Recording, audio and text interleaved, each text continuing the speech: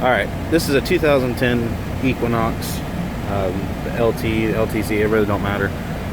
As people know, they do have actuator problems. Randomly they just start knocking, tapping, usually sounds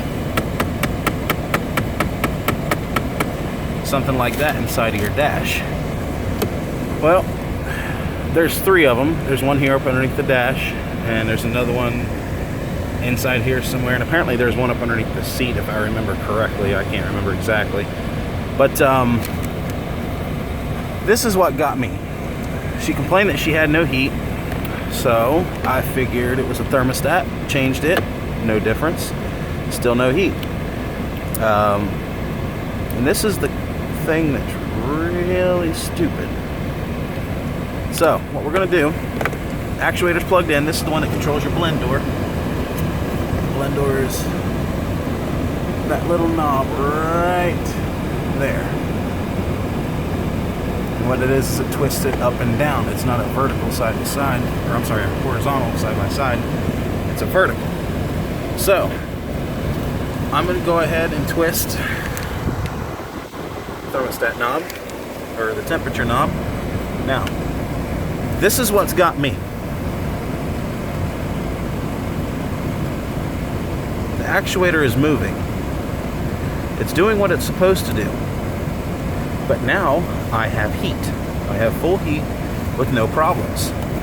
My guess is that these actuators actually get weak and they don't lift the door like it's supposed to.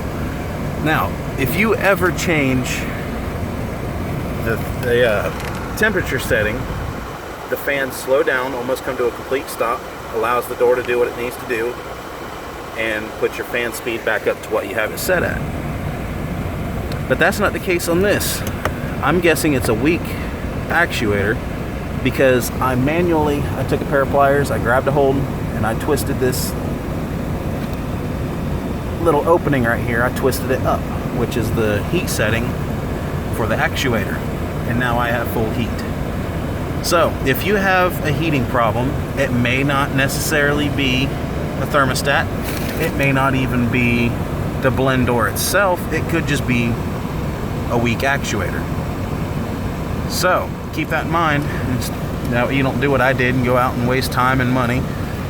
Bought coolant for no reason. Changed the thermostat for no reason. Made a mess on my garage for no reason. All because of a weak actuator. Rock Auto's got them for like $26. If you go through the dealer, it's going to be about $54. I have not ordered the part for this one. I'm going to order it off Rock Auto because it's better than ordering $54, and if anything, I can return it.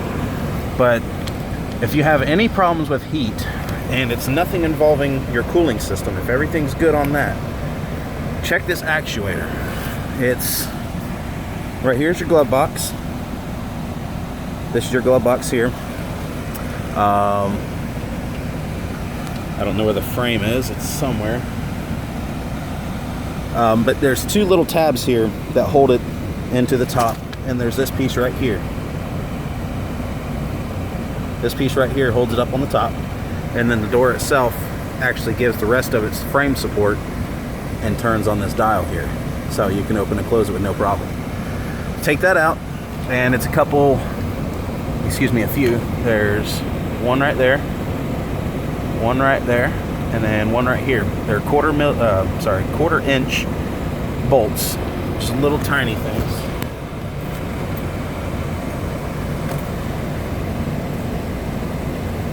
It's this little thing right here, just a little quarter inch. Pop that out.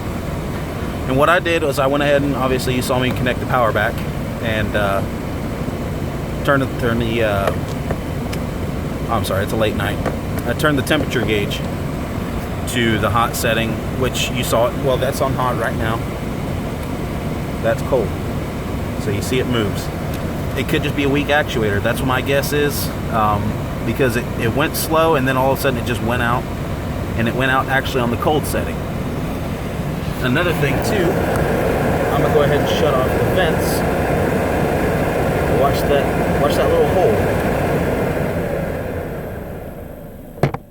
It actually closes back up.